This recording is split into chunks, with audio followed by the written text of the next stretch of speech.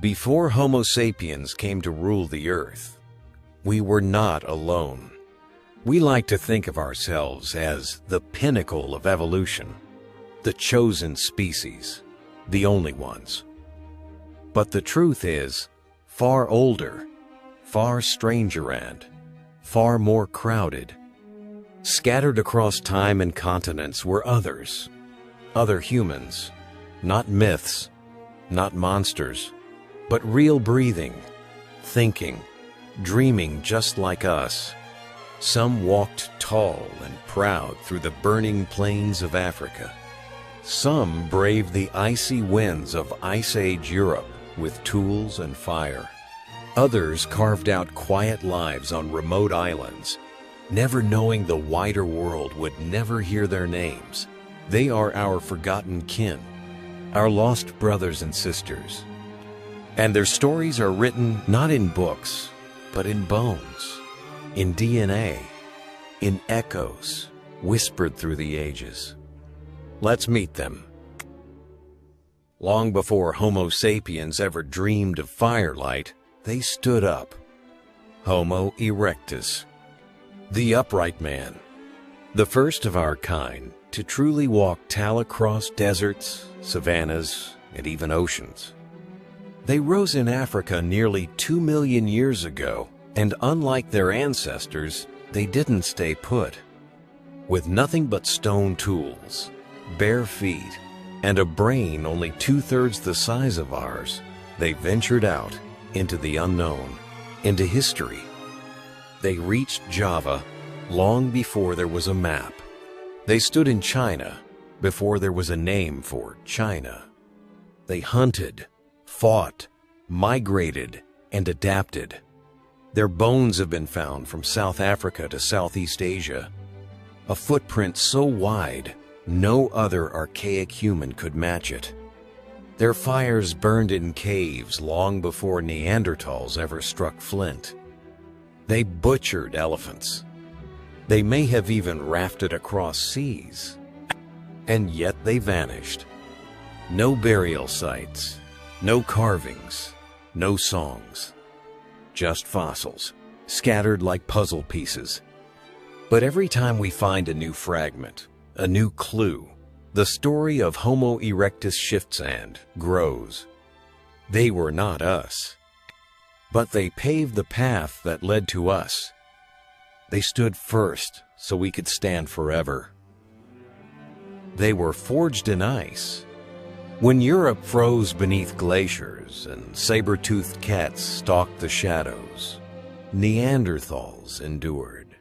Stocky, powerful, and fierce-built, not for speed, but for survival. Their bodies were short and thick, chests broad, limbs muscular. They didn't just live in cold, they belonged to it. They made tools with deadly precision. They hunted mammoths face to face. They buried their dead. They may have even whispered prayers to the wind. For over 300,000 years, Neanderthals ruled Europe and parts of Western Asia. That's 5 times longer than Homo sapiens have existed. But then, we arrived. Not with claws, not with brawn, but with stories, firelight, and strategy. We didn't always fight them. Sometimes we loved them. Their blood still runs in our veins. If you're of European or Asian descent, they are your ancestors too. And yet, some 40,000 years ago, they vanished. No final war, no epic extinction, just a slow fading like breath on glass. We think we won, but perhaps the Neanderthal didn't lose. Perhaps they gave us part of their strength and chose silence instead of surrender. The snow remembers them, so should we. We never saw their faces. We never found their homes. And yet they are still inside us. The Denisovans are the shadows of prehistory, not a skull, not a skeleton. Only fragments. A finger bone in a Siberian cave. A tooth from a child who died alone.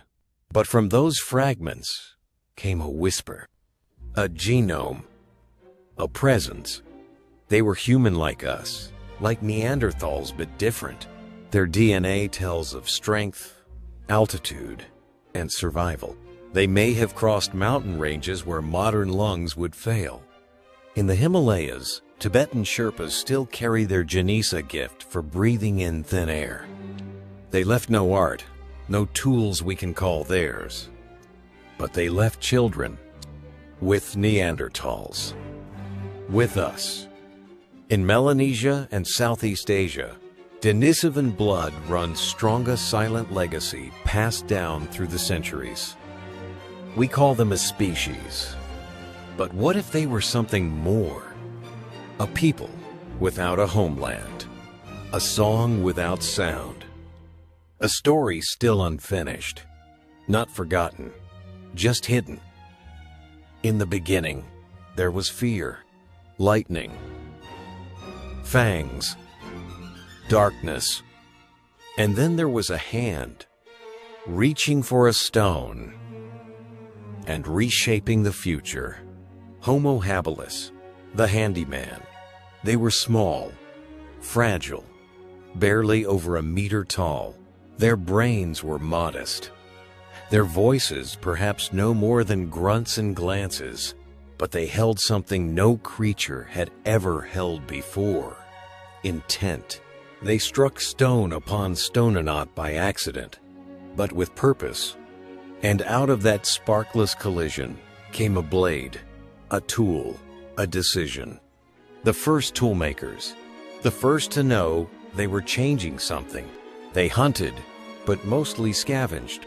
They ran not to fight, but to endure. They shared. They taught. They remembered. Their fossils lie deep in the earth of East Africa, near the Rift Valley, where fire, life, and death have always danced together. Homo habilis didn't write stories. They were the first sentence in ours. Their hands never built temples, but they carved the path that led to every cathedral, spacecraft, and city. They picked up the stone and gave us the first choice between beast and builder. Once upon a time, on an island lost to the world, the rules of nature twisted. Elephants shrank, dragons grew, and humans became tiny. Homo floresiensis, nicknamed by scientists and whispered in legendas the hobbits. They stood just over 1 meter tall, brain no larger than a grapefruit. Yet their hands carved stone tools sharp enough to butcher prey and defend against monsters. They lived on Flores, a remote island in what is now Indonesia, cut off from the mainland, cut off from time. There, they hunted miniature elephants, fought off giant storks, and may have crossed paths with Komodo dragons. They built fires. They made blades. They endured for tens of thousands of years long after Neanderthals were gone. And then, one day, they vanished. No war, no sign of disease, just gone. But the islanders who live there today, they still whisper about little people in the forest. They say the Ebu Gogo stole food, spoke strange words, and disappeared into the caves when chased. Science calls them extinct, but myths say they were never just myth. Small in stature, enormous in wonder.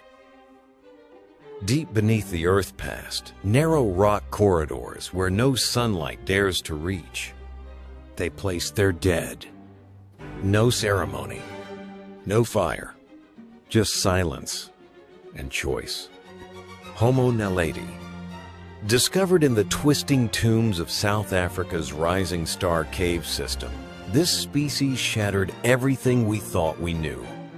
They had tiny brains, only about 1/3 the size of ours. They looked more like apes than modern humans. Curved fingers, sloping skulls, long arms for climbing. And yet, they carried bodies into chambers so deep, only intention could have led them there. Not food, not instinct, but remembrance. No other animal buries its dead in darkness. Not with such care, not without light. Were they honoring their fallen, fearing spirits, or simply recognizing that life ends? Their bones were placed gently, deliberately, over and over again. Hundreds of them. They should not have known how to mourn, and yet somehow they did. Perhaps the mind doesn't need size to hold meaning. Perhaps the soul finds its way even in the dark. On a forested island wrapped in mist and sea, they lived unseen, unbothered, unwritten. Homo lineage. Discovered only in 2019, their existence shook the tree of human evolution because they didn't fit. They were small like Homo floresiensis standing, barely over a meter tall. But their bones told a strange story. Curved toes and fingers like climbers. Teeth like nothing seen in any other human. A jaw that looked ancient, more like Australopithecus, the ape men from over 2 million years ago. And yet, they were here, on Luzon, an island in the Philippines, roughly 67,000 years ago. They were already surviving, hunting, and living in isolation, while Neanderthals and Denisovans roamed continents far away. No tools have been found, no burial sites, just hints, echoes, bones in a cave called Callao. How did they get there? Did they sail, drift, or were they born of an even older lineage we've never mapped? Science isn't sure, but one thing is certain. The human story isn't linear. It's tangled, branching, full of forgotten whispers and broken paths. And somewhere out there, a whole world may still lie buried waiting to be remembered. We are the only ones left. While the others faded into bone and shadow, we remained. Homo sapiens, the wise human. But wisdom was never guaranteed. Only possibility. We began in Africa, some 300,000 years, ago-fragile, clever, hungry. We carved stones into blades, painted dreams onto cave walls, sang to the stars, and followed fire into the unknown. Unlike others, we didn't just adapt we imagined. We created gods. We formed tribes. We told stories. That was our greatest weapon, not muscle, not speed, but myth. We met the Neanderthal sand, watched them vanish. We kissed the Denisovan sand, bore their children. We crossed paths with floresiensis, luzonensis, naledi, and kept walking. Was it chance? Was it conquest? Or was it a story too painful to tell? We are not better, only remaining. And in our blood lives all of them. Their tools are in our hands, their fears in our bones, their silence in our memory.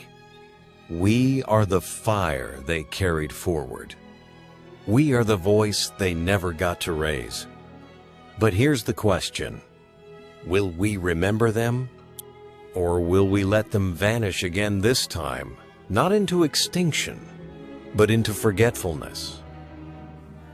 If their stories moved you, If you felt the breath of ghosts behind every fossil, then don't let the last of them be silent. Subscribe to Prehistoric Shadows, because we're not just remembering bones, we're remembering blood.